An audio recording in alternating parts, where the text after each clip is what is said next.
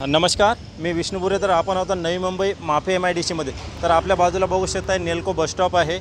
तर 2-3 दिवसापूर्वी एक घटना घडली होती, कारण इथं केबल जे आहेत जे अनधिकृत आहेत त्यांना कुठल्याही प्रकारचं परमिशन नाही. त्या केबल तुम्ही बघू शकता. तर याच केबलमध्ये पडून एक लेडीज आणि एक जेंट्स यांचा अपघात झाला होता या ठिकाणी.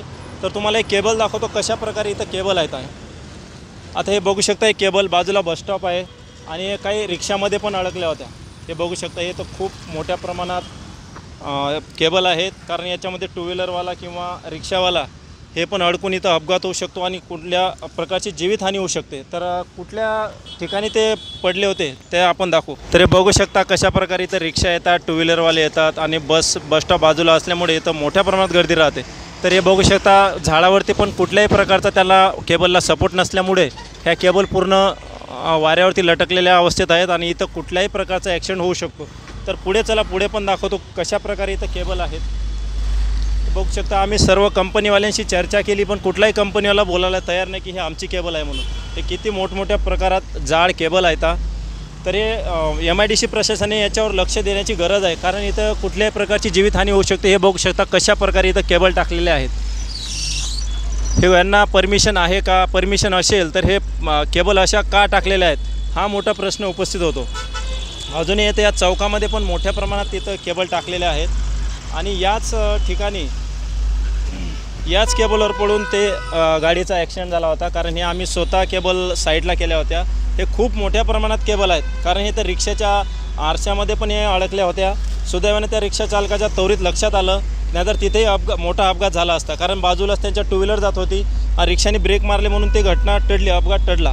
तर अजूनही पुढे अजून दाखवतो तुम्हाला, मोठ्या प्रमाणात इथं केबल टाकलेले आहेत. ते कुठल्याही प्रकारे इथं ॲक्सिडेंट होऊ शकतो.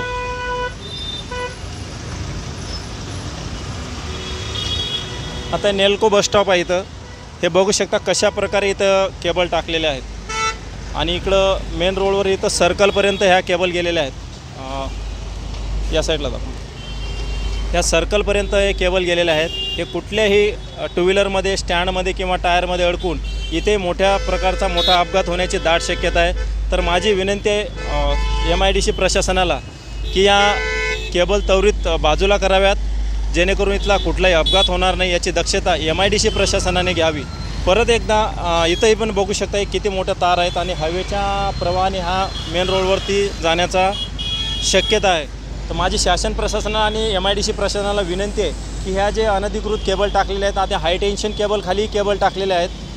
ते बघू शकता, इथं हाय टेन्शन केबल गेलेली आहे आणि हे बघू शकता इकडे पण या विजेच्या तारा आहेत, हाय टेन्शन केबल पण आहे इकडे पण, आणि त्या मेन रोडला पण हाय टेन्शन केबल आहे.